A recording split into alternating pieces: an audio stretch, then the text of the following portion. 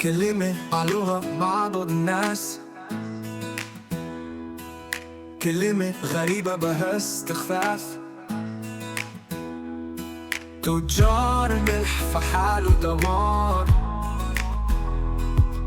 كلمة قالت من تجار. كان عثمان لمليك الدار،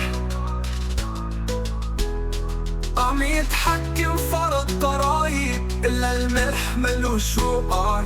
كلمة طفل حمل حمار، تعني الملح مع التجار. وعدي بحملك يلا فرار.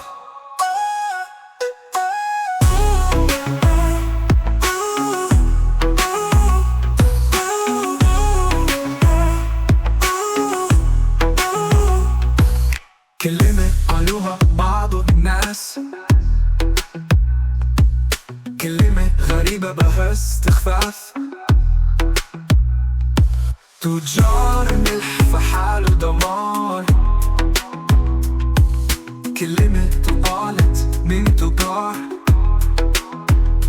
كان عثمان لمليك الدار،